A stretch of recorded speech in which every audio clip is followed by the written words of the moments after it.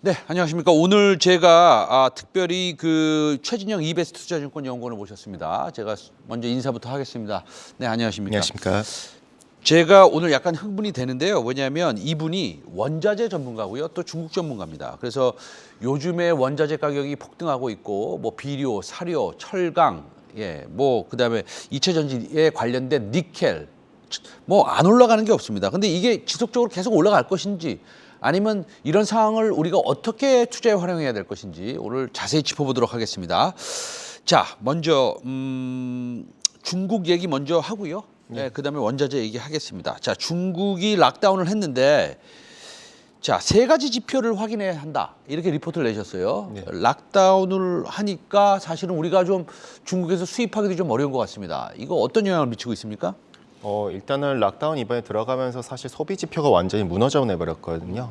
특히나 우리가 알다시피 레스토랑 관련 지수 같은 경우에는 급격하게 빠졌습니다. 전월 대비했었을 때 마이너스 8%포인트가량 둔화가 됐기 때문에 그만큼 중국의 디맨드, 즉 중국의 소비 자체가 완전히 멈춰버렸다라고 한마디로 쇼크라고 볼 수가 있겠는데요.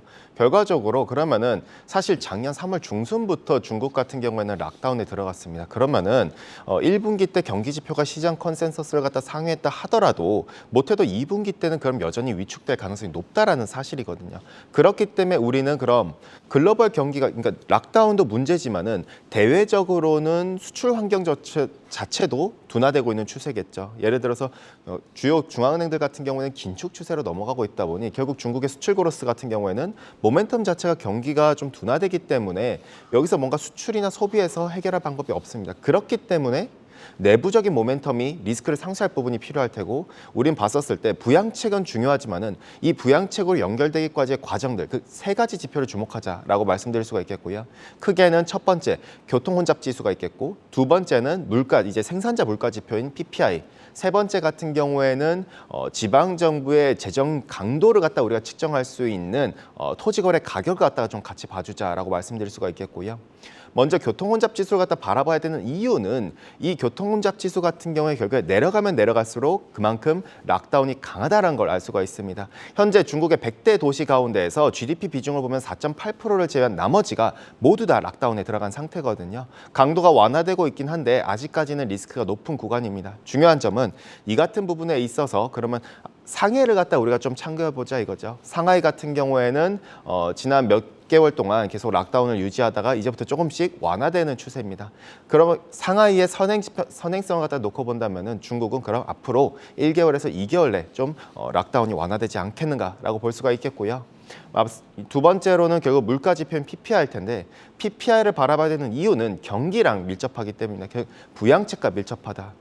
과거에도 보면은 GDP 대비 재정 수지랑 그다음에 PPI랑 같이 그려 넣었었을 때 정확히 반대로 흘러갑니다. 즉 물가 압력이 높을 때는 정부 측면에서 부양책을 하기가 상당히 어렵거든요. 왜냐? 자칫 잘못했다간 버블이 발생하니까요. 근데 물가 압력에 있어서 결국 물가의 견인 자산인 유가 상승률이 얼마나 내려온지에 따라서 부양책의 강도가 강화될 수 있을지 여부가 결정된다라고 볼 수가 있겠고요. 마지막으로 세 번째는 특히나 지방 정부의 정책 강도를 측정할 수 있는 토지거래 가격이 있겠습니다.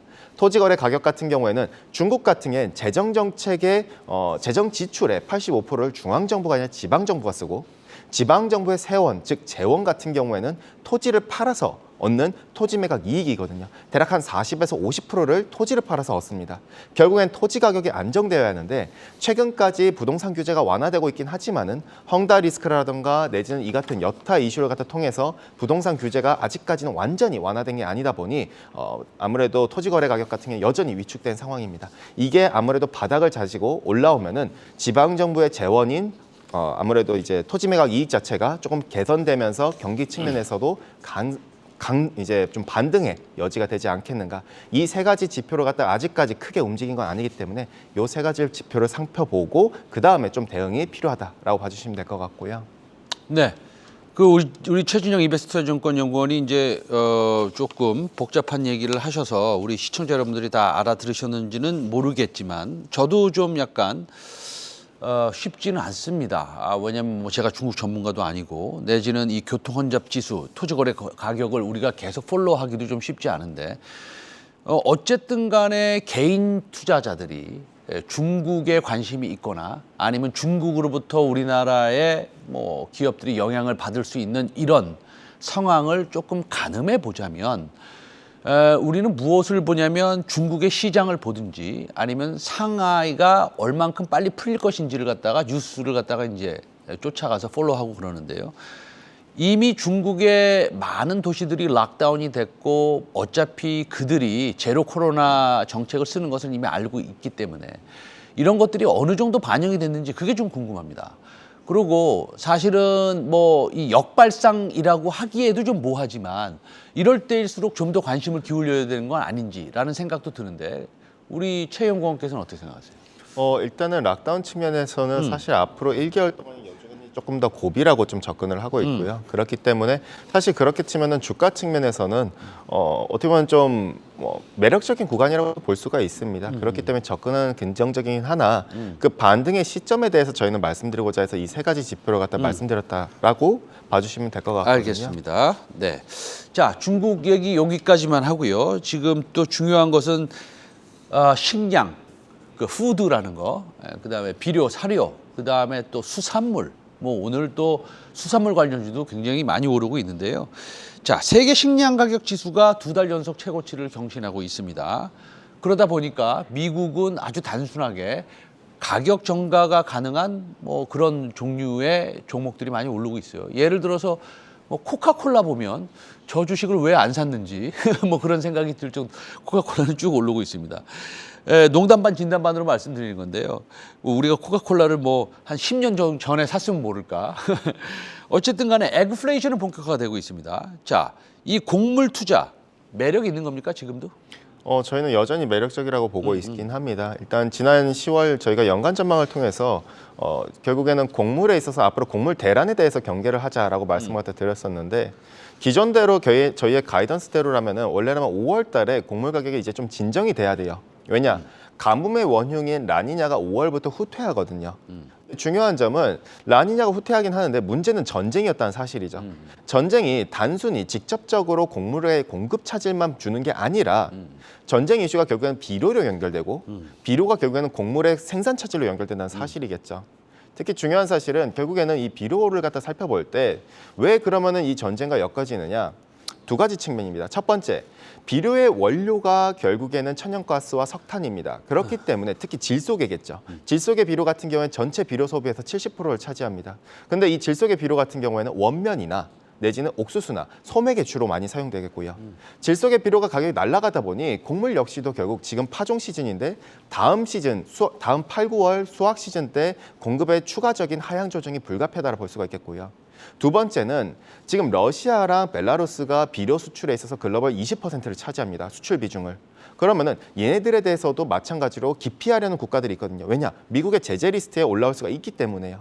그러다 보니 결과적으로 농가에서는 결국 비료를 갖다 적게 쓰던가 지금 파종 시즌 상황에서 내지는 비료가 적게 드는 경작물로 이동하다 보니 주요 농산물에 있어서는 공급 차질 가능성이 있어서 최소 못해도 8, 9월 내지는 내년 상반기까지도 유하지 않겠는가. 지금 표에서 보시는 것처럼 파종 시즌이랑 수확 시즌 갖다 제가 넣어놨는데 보시는 것처럼 지금까지는 아직까지 파종 시즌입니다. 문제는 다음 수확 시즌 때 지금 이미 비료 가격이 날아가 버렸기 때문에 수확 시즌 앞두고 가격에 있어서 추가적인 반영 가능성이 있어서 저희가 경계하자라고 말씀드릴 수가 있겠고요. 네, 제가 이 씨앗 비즈니스하고 비료 비즈니스 하는 제 후배가 있어요.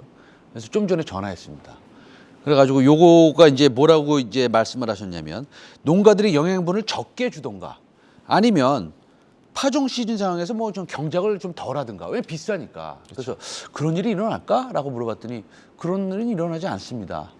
왜냐면 어쨌든 외상으로 산대요. 전부 다. 그리고 어차피 자기가 생산한 농산 가격이 올라가니까 갚을 수 있는 능력도 된답니다.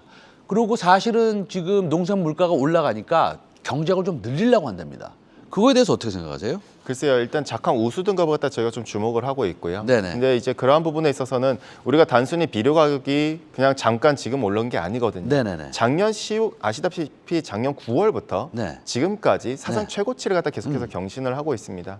지금 유럽 같은 경우에는 주요 소맥 생산자인데 그럼에도 불구하고 유럽 같은 경우에는 비료를 갖다가 생산하는 원료인 암모니아 생산이 50% 감산된 상태거든요. 중국만 하더라도 마찬가지겠고요. 특히 중국은 락다운 상황에서 특히나 지린성 같은 경우에는 지금 파종 시즌을 다 놓쳐버렸거든요. 결국에는 락다운이라던가 파종 시즌을 놓쳤다라던가 파종 시즌 때 이미 비료가 날아갔던가 미국 농가나 브라질 농가에서는 이미 비료가 지금 공급이 부족해서 내재화 얘기가 계속해서 나오고 있거든요. 그러다 보니 농가에서도 마찬가지 선상에서 얘기가 나오다 보니 결국에는 우리가 좀 길게 보자 이거죠. 비료 가격이 지금 벌써 1년째 가격이 진정되지 않고 있고 이게 단순히 2008년을 넘어서 사상 최고치를 찍고 있기 때문에 농가의 마진이 스퀴즈 되는 부분에 있어서 저희가 좀 주목해야 된다라고 볼 수가 있겠고요. 그러면요, 아까 에그플레이션 비료를 좀 보여주세요. 그 비료 종목들을 좀 보여주세요. 그러면요, 지금 비료가 어저께요, 천연가스 떨어졌습니다. 그리고 WTI 가격도 좀 떨어졌어요.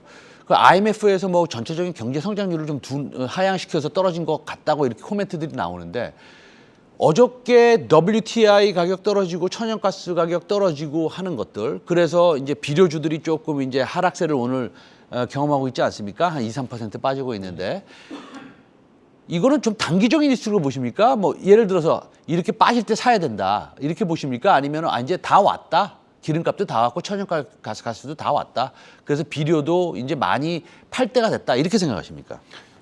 일단은 비료의 이슈에 있어서는 지금 아무래도 원료 가격이 천연가스 석탄이다 보니 네. 석탄 가격이 그러면 결과적으로 지금 이 수준에서 레벨이 좀 한계가 있다라고 저는 보고 있습니다. 그러면은 비료 역시도 진정될 수가 있긴 하겠죠. 다만 농산물과의 연결성에 있어서는 좀 반대거든요. 왜냐하면은 농산물 같은 경우에는 지금 당장 비료 가격 내려갔다 해서 농산물 가격이 내려가는 게 아니거든요. 농산물은 원자재 내에서도 가장 후행 자산입니다. 즉 수확 시즌 앞두고 공급 차질 가능성을 갖다 반영을 하거든요. 지금 비료 가격이 내려갔다 해서 지금 비료 가격이 사실 내려간 것도 아니죠. 살짝 조정인데 네. 그러면은 길게 보면 농산물은 다음 수확 시즌 때 문제가 발생한다는 거거든요. 지금 파종 시즌이니까요. 결과적으로 이거는 좀 차이를 두고 바라볼 필요가 있겠고 비료가 관련해 가지고는 좀 국내랑 미국 기업들 간의 이런 좀 차이가 좀 클 것 같습니다. 아무래도 마진 스퀴즈 되는 부분이랑 좀 그거 갖다 같이 염두에 둬서 국내 기업보다는 좀 제가 볼 때는 미국 쪽에서 특히나 그렇기 때문에 ETF 관련해서는 농산물 ETF인 DBA나 이런 애도 좋지만은 좀 이제 뭐 관련된 농화기계라든가 이런 ETF들이 조금 상대적으로 미국 쪽이 훨씬 더 나아 보이지 않는가 아하. 이렇게 볼 수가 있겠고요. 알겠습니다. 그러니까 우리나라의 에그플레이션 관련주들 비료 종목들도 나쁘진 않은데 만약에 굳이 살려면 미국의 ETF나 모자이크나 뭐 이런 거 사는 게 조금 더 낫지 않을까 이런 생각을 하시는군요. 상대적으로 그쪽이 나아. 상대적으로는 그쪽이 낫다. 자, 알겠습니다. 오늘 보면은요, 음식료 가격이 엄청나게 올라가고 있습니다. 음식료 관련주 한번 보여주시고요. 음식료 가격이 이렇게 올라가는 이유는 어디에서 찾을 수 있습니까?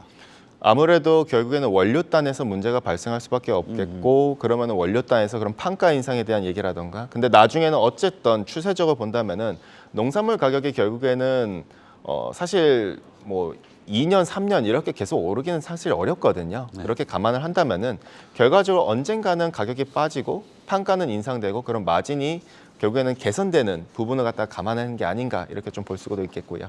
알겠습니다. 그러면요, 오늘 한성기업 한번 보여주시겠어요? 한성기업이 아무래도 그 물고기, 씨푸드 그쪽 아닙니까? 예, 수산물. 그래서 한성기업이 이렇게 올라가는 거 보면 아 이제는 그 수산물 가격까지 올라가나 이런 생각을 좀 하게 되는데 왜 이런 일이 일어난다고 생각하십니까? 저희는 일단 근원부터 살펴봤을 때 결국에는 네.